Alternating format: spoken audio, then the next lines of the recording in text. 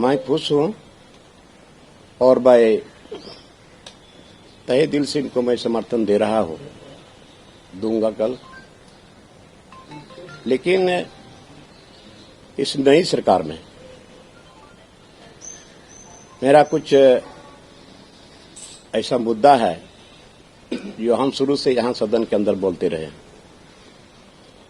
सबसे पहले तो ये झारखंड सरकार पूर्व मुख्यमंत्री माननीय हेमंत सोरेन के द्वारा जो छत्तीसगढ़ का शराब मॉडल, शराब बेचने का काम इन्होंने शुरू किया, और उस दिन मैंने विधानसभा के अंदर में इसका विरोध किया था गुरुजी के सम्मान में। और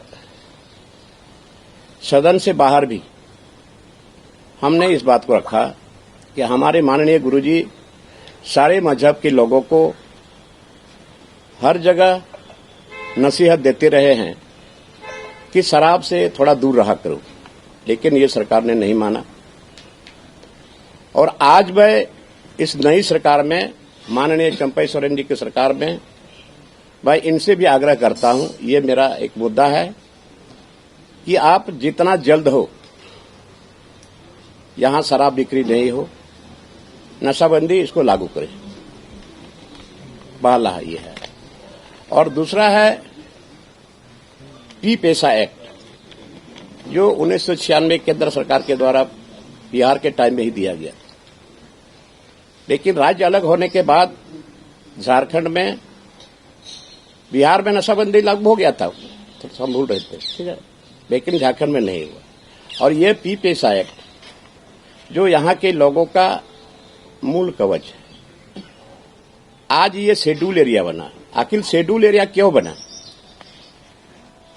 ये शेड्यूल एरिया में खास करके आदिवासी और मूलवासियों का जमीन कैसे बचेगा, और वहां ग्राम प्रधान के द्वारा जो ग्राम संचालित होता है, पी पैसा एक्ट लागू होने के चलते, नहीं लागू होने के चलते वो कमजोर पड़ रहा है।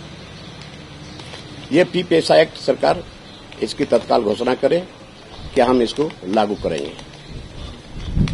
उसके साथ साथ ये राज्य जो अलग हुआ यहाँ के मूलवासी, यहाँ के आदिवासियों के लिए, और अंग्रेजों के द्वारा हमारे लोग लड़ाई लड़े थे, बलिदानी लोगों ने दी थी, खून बहाया था, बहुत लोग फांसी के तख्ते पर लटके। तो संथाल परगना में एसपीटी एक्ट बना और छोटानागपुर में सीएनटी एक्ट बना। और इस एक्ट के अधीन नियम के मुताबिक यहाँ का जमीन ट्रांसफरेबल नहीं है और न सेलेबल है।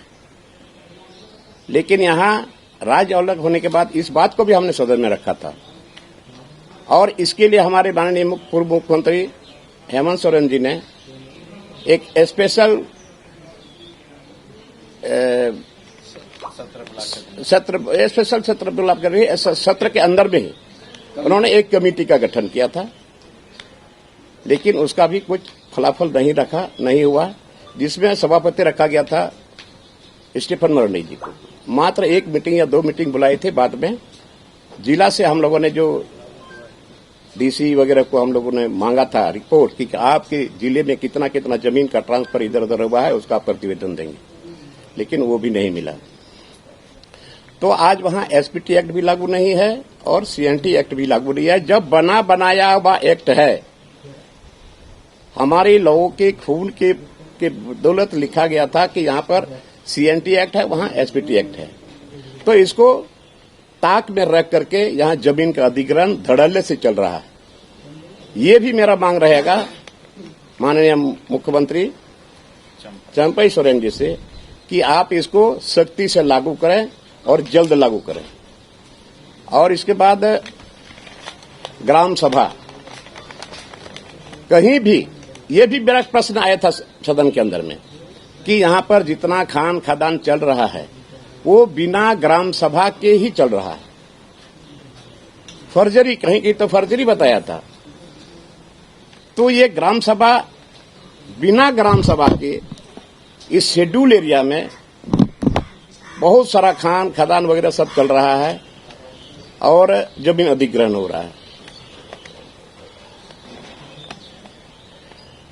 और हम इस सरकार से ये भी मांग करेंगे कि यहां पर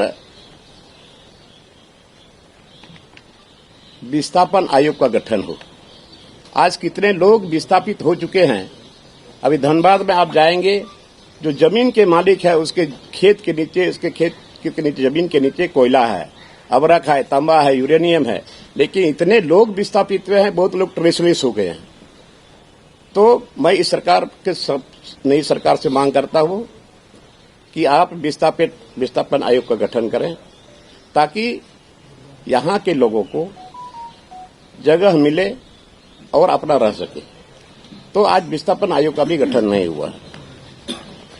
और उसके साथ साथ और एक डिमांड है मेरा,